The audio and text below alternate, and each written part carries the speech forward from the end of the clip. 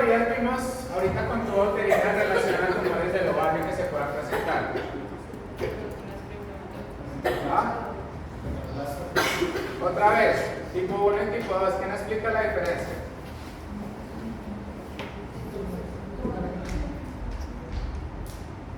Recuerdan que mencionamos una opción, es que a partir del stick, ¿cierto? Que una tubo uterina ya tenga la neoplasia serosa, las células migren y puedan generar invasión del parénquima ovárico. O sea, realmente no es un tumor primario del ovario, sino que es una migración de esas células que ya estaban tumorales desde la tubo uterina. La otra opción es que inicie de manera primaria en el ovario, ¿cierto? Que no tenga una relación obviamente con la tubo uterina. Entonces recuerden, el tipo 2 sería el que viene por precursor del stick de la tubo uterina, que serán las fimbrias, y este produce principalmente carcinoma seroso de alto grado. Este es uno de los tumores más frecuentes malignos en las mujeres, carcinoma seroso de alto grado. El tipo 1 es aquel tumor que se origina propiamente sobre el parénquima ovárico, que no viene del epitelio tubario. Hay algo acá que se llama tumor borderline, es lo que llamamos tumores precursores intermedios, o sea que esto tiene un potencial de transformarse en una neoplasia maligna invasiva. ¿En qué se puede transformar? En un seroso de bajo grado, en un mucinoso y en un endometrioide. Endometrioide ya habíamos visto también, hay un subtipo también en endometrio, ¿cierto? Carcinoma endometrioide en endometrio. O sea, entonces miren, esto también se pregunta bastante en el examen. Tipo 2, que viene del stick, y tipo 1, que es una lesión primaria del ovario y que tiene lesiones intermedias o tumor borderline. ¿Y cuál sería la diferencia entre un seroso y un mucinoso? La ubicación. No, la ubicación es la misma. ¿Qué verían en la histopatología? ¿Qué verían a la macro? Yo abro un tumor seroso y ¿qué saldría?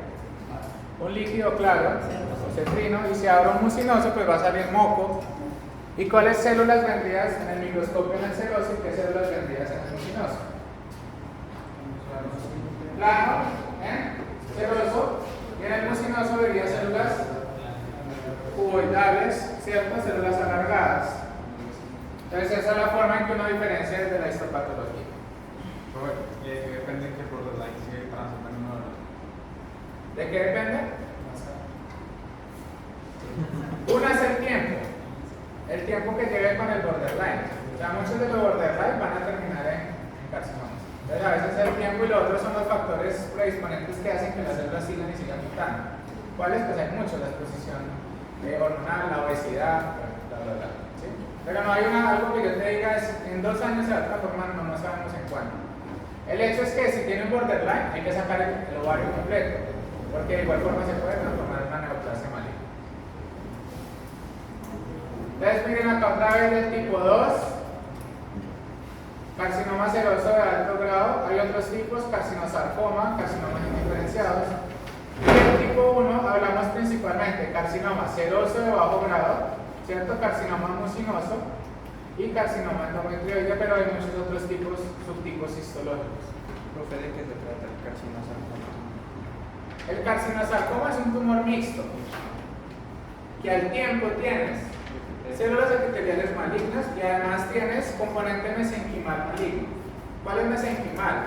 ¿Cuál sería el principalmente allí? Del mesenquima del útero, ¿qué componente sería el principal que se transforma en maligno? Allá. Los leiomiocitos. Entonces verías o sea, un componente de leiomiosarcoma adjunto a un carcinoma. Sabes al tiempo ambas cosas, carcinoma y células estromales malignas. Hay un tumor de mama también que es mixto. ¿Cuál es el tumor de mama mixto? Que tiene también componente epitelial y componente estromal.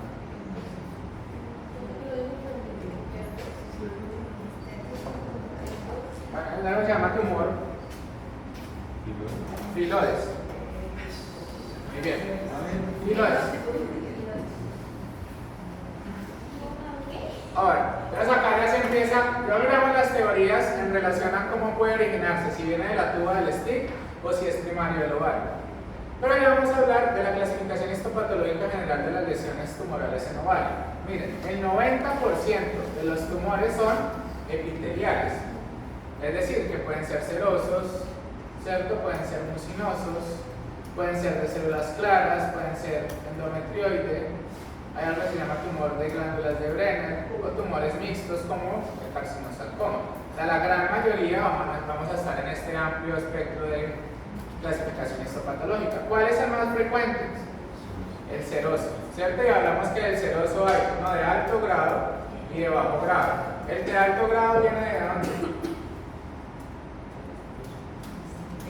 ¿Esto todo hay que aprenderse? ¿Ah?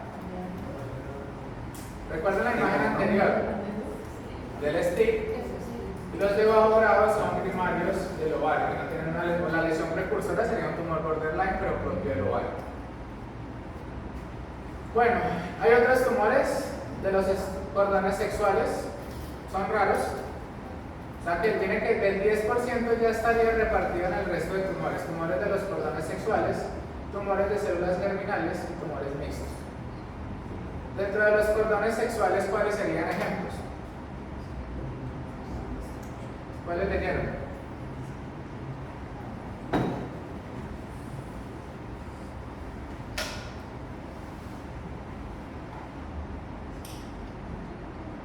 De células Células de Leydig, células de Sertoli, ¿cierto? Son ejemplos de tumores de cordones sexuales. Hay tumores también que se conocen como tumor de células de la granulosa, son tumores raros, ¿listo? Pero me interesa entonces que entiendan esto, que el 90% son epiteliales y el principal, el seroso. Todos estos son los subtipos serosos. Todos son los subtipos epiteliales, perdón. Recuerden que hay seroso, mucinoso, endometrioide, células claras, transicional de glándulas de Brenner, o mixtos que serían seromucinosos. Dentro de todas estas epiteliales ustedes tienen neoplasias benignas, borderline y neoplasias malignas invasivas que serían los carcinomas. Entonces, ¿cómo se llamaría una lesión benigna? Serosa, el ovario.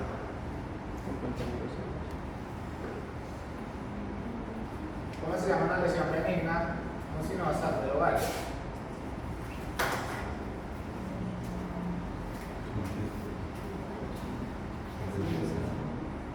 Cisto, adenoma, ¿cierto? Entonces son lesiones benignas del ovario. Si yo le pongo el apellido seroso, estoy diciendo que cuando yo abrí esa lesión sale un líquido seroso y estoy viendo un epitelio plano dentro de la estelopatología. Puede haber un cistoadenoma mucinoso, ¿cierto? Puede haber un cistoadenoma seromucinoso, es decir, aquel que es mixto, que tiene tanto secreción mucinosa como secreción serosa. Borderline pueden ser todos también, y los malignos, pues, dentro de ellos, tener en cuenta siempre el carcinoma seroso, que es de alto o de bajo grado. ¿Ah? No, ella no habla de cistoadenoma, no, habla de carcinoma seroso. Recuerden que los tumores epiteliales de una carcinoma, ¿sí? Carcinoma seroso, carcinoma mucinoso, un carcinoma mixto, un carcinoma endometrioide o carcinoma de células claras, ¿sí? Todas estas son las vías, acá de manera interesante ponen el subtipo histopatológico, miren acá está el endometrioide, células claras, seroso de bajo grado, seroso de alto grado, y cada uno tiene unas diferentes vías genéticas por las cuales se ha estudiado. ¿Qué me interesa a mí acá en importancia? El carcinoma seroso de alto grado, ¿a qué se ha asociado principalmente?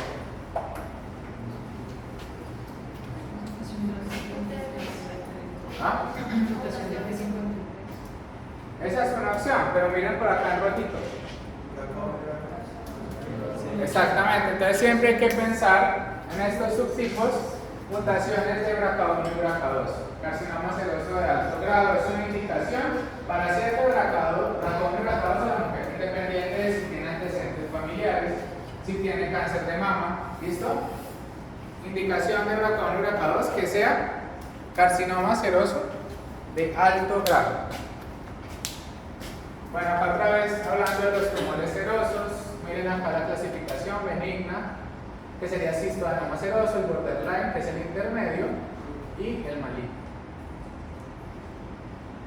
Algo importante es que la sobrevida global a 5 años o la supervivencia depende, obviamente, si la cápsula del ovario está intacta o está rota. Si la cápsula del ovario se rompió, quiere decir que probablemente las células tumorales puedan generar compromiso extraovárico.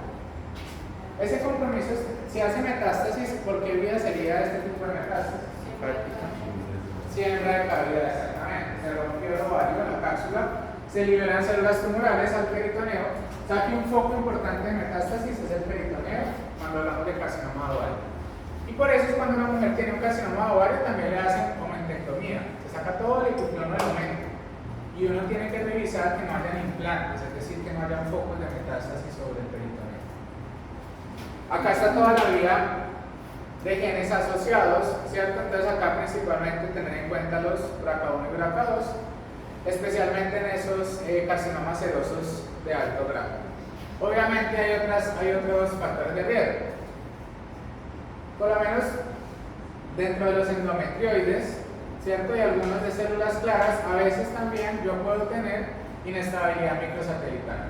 Entonces, por lo menos para el endometrioide también uno puede enviar el MMR.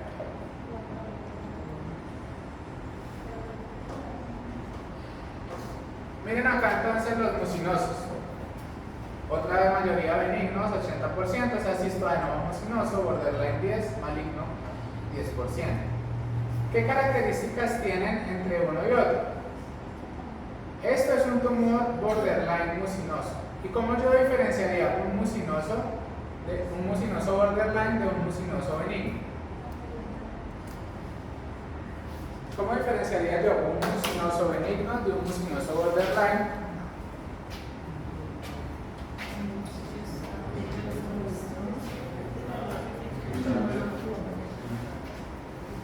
Porque esas glándulas que están recubriendo, pues ya sabemos que son mucinosas porque miren que son células cilíndricas, ¿cierto? Son células cilíndricas, todo esto es material mucinoso, lo que se ve acá. Y puede haber mínima invasión del estroma, esa es una opción.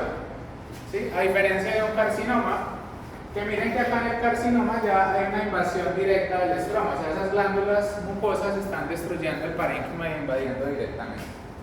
Acá dentro del mucinoso se ha hablado de la mutación de Carras, amplificación de ER2 y mutación de P53.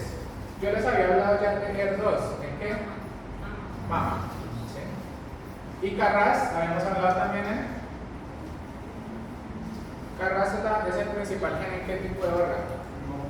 ¿Cuál?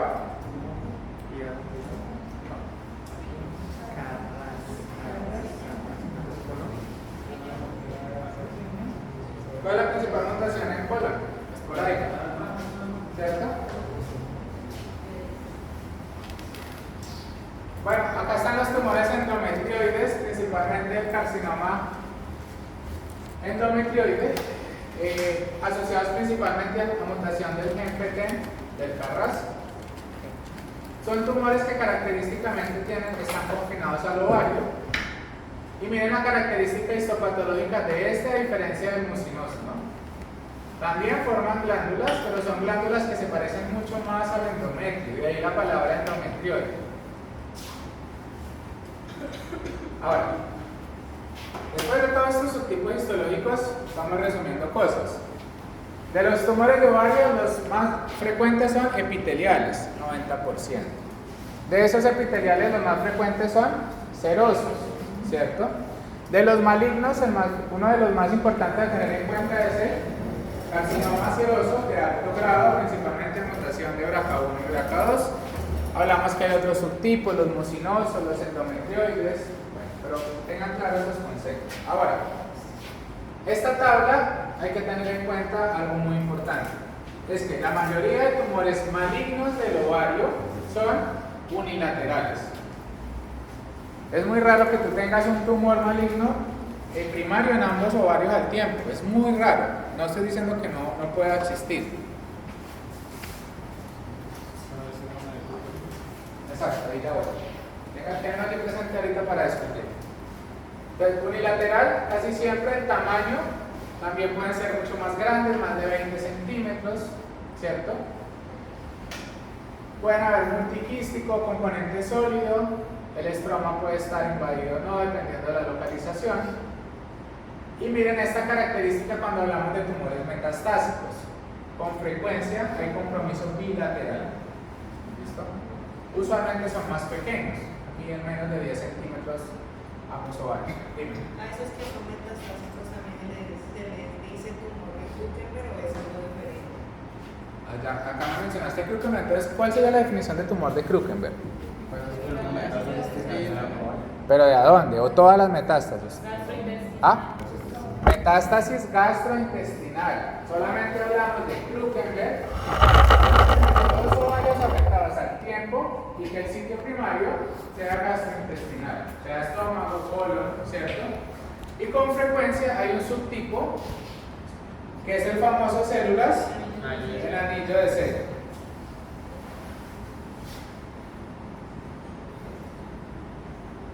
¿Cierto? Entonces uno hace la mujer, ejemplos, tiene 55 años, dolor pélvico crónico, tiene una ecografía donde reportan dos masas en ambos ovarios comprometidos por unas masas que miden 1,8 centímetros. Miren el caso clínico para después. Pregunta un caso clínico, vean que lo estoy contando. 8 centímetros. Pero lo de pone. Pero lo pone. Estoy diciendo referencial, no. 7 centímetros el otro y tiene CA 125 elevado. ¿Cierto? Eso te está diciendo no necesariamente que sea primario de ovario, te puede decir que tienes mayor riesgo porque tienes bilateralidad y tienes la edad y tienes CA 125 elevado que sea un tumor maligno, ¿cierto? Y por ser bilateral, pues probablemente que sea algo metastásico, pero no quiere decir que todos sean así. Entonces uno hace la biopsia, a eso se le hace congelación y encuentra unas células en el anillo de sello. En esta patología, o sea, no hay un tumor primario de ovario que tenga células en el anillo de sello, eso no hay otra opción que es metástasis. ¿De a dónde? Gastrointestinal, no sé si puede ser estómago, colon, ¿cierto? ¿Listo? Entonces queda clara la definición de Krukenberg: bilateralidad, maligno, principalmente componentes células en el anillo de sello y ¿qué más? Y menores de 10 centímetros. Entonces, ¿qué tumor es este? Krukenberg. Miren las células en el anillo de sello tan bonitas.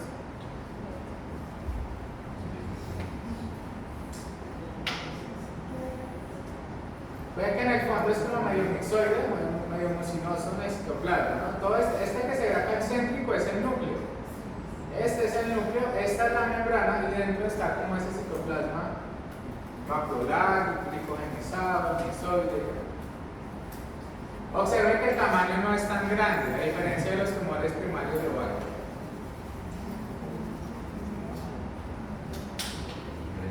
Brenner, raro, también es benigno, usualmente es pequeño, unilateral, sólido. Y miren todo esto es un estroma y todos estos niditos son las células tumorales. Todas estas células que están acá son los niditos, tienen el estroma, un estroma fibroso denso y pueden tener diferenciación mucinosa, a veces hay calcificaciones, pero son tumores raros. Esto es cebra, no es un caballo. Teratoma.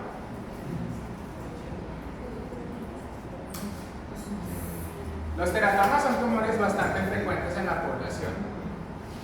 Y los teratomas no son exclusivos de las mujeres. Los hombres, ¿dónde pueden haber teratomas? Testículo, ¿cierto? El teratoma también puede elevarse a 125. Entonces van a tener una tarea: causas de falsos positivos de CA 125.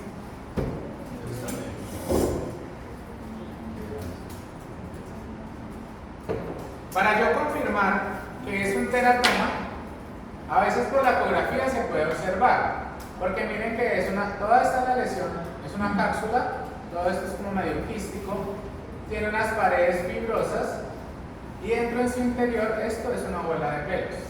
Esto es pelos. Puede haber cartílago, hueso, músculo, ojos, dientes, ¿cierto? Sistema nervioso. Entonces, para yo hablar de teratoma, desde la histopatología se necesitan que haya mínimo 3 componentes germinales. ¿Ustedes recuerdan las 3 grandes componentes germinales? mesodermo y endodermo.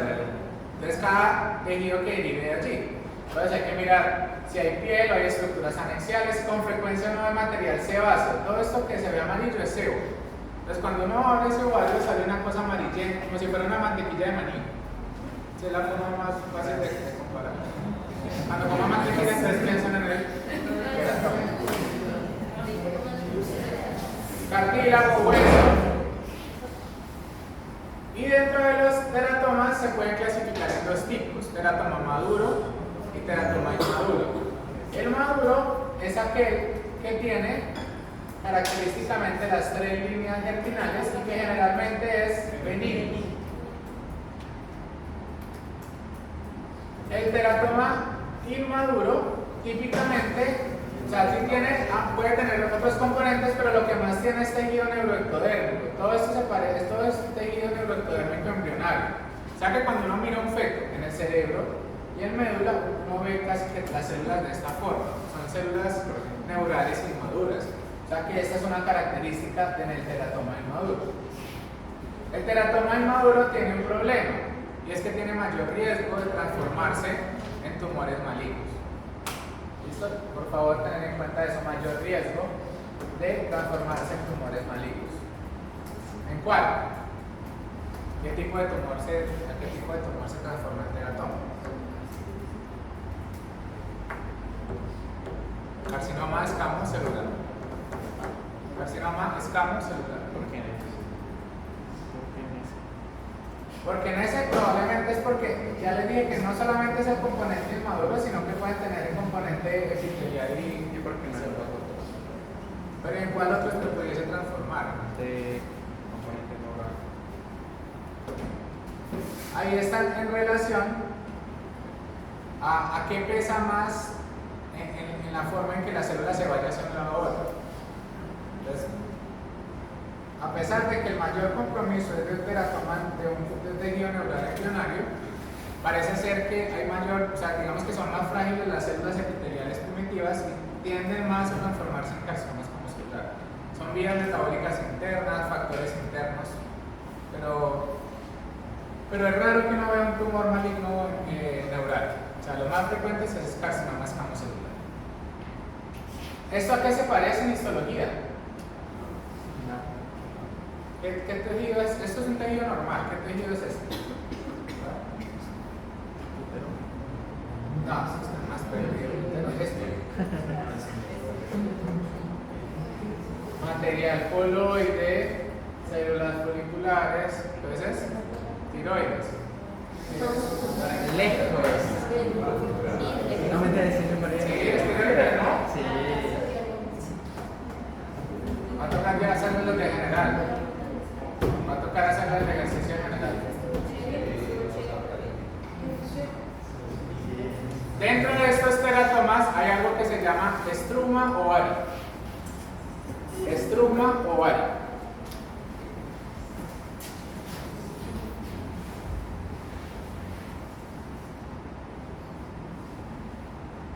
Estruma ovario. Y se define estruma ovario cuando más del 50% del componente del teratoma es tiroides. ¿Queda claro eso? Estruma ovario es un teratoma benigno, O sea, maduro. maduro. Donde se denomina esta entidad cuando más del 50% de la composición del teratoma es tiroides. ¿Sí?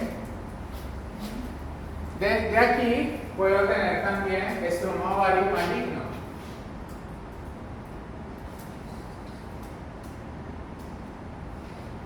¿Y qué tipo de carcinoma tendría yo? Sí, adentro. ¿Cuál es el carcinoma más frecuente de la glándula tiroides? Folicular. Ya les olvidó. Folicular, ¿no? Folicular es maligno. Entonces allí cuando tienes un estruma ovario maligno lo que vas a tener es un carcinoma papilar, como si fuera tiroides. Es raro. Yo vi un caso hace un mes, un estruma ovario maligno y era un carcinoma papilar en el ovario. ¿Sí? Si es inmadura, ¿qué se va a transformar? Estamos en especie que no se les dice eso y sale en el examen. Bueno, hay otros tumores, ¿cierto? Menos frecuentes, tumores de los cordones sexuales, ya había dicho algunos. Células de la granulosa, células de la teca, células de Sertoli, Leydig. No se ha muerto. De pronto no más años.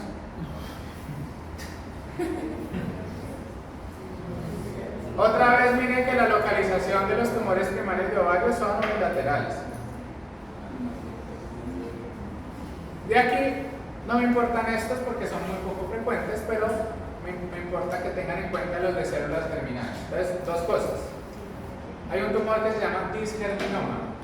El disgerminoma es en la mujer y es comparativo en el hombre a seminoma, exactamente.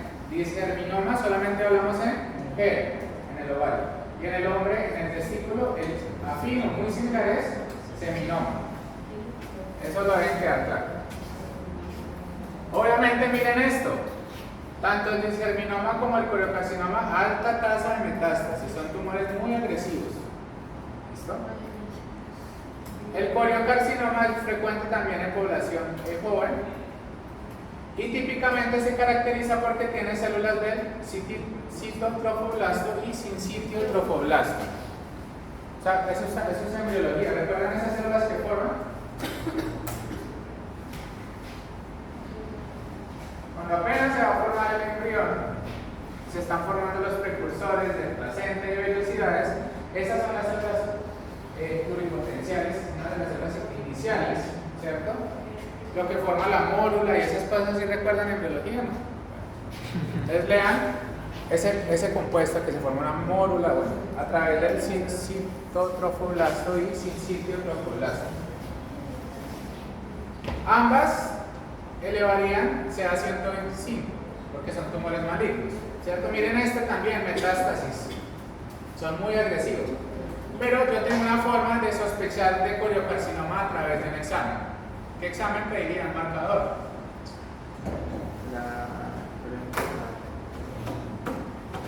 ¿Qué marcador se le da en coriocarcinoma? Pregunta de examen otra vez. La dije al principio de la clase. Que una lesión precursora puede ser una mola, enfermedad trofoblástica estacional, y entonces ¿qué marcador? El HCG. ¿Sí? Si tienes una masa ovárica de características complejas, es decir, tabicada, ¿cierto? Es joven, tiene metástasis a pulmón y tienes beta HCG, que eso es un coriocarcinoma hasta que no se demuestre lo contrario. ¿Ok? Entonces miren que hemos mencionado CA125 muy general, no te logra identificar qué es un tipo histológico, pero sí más o menos diferenciar maligno o benigno.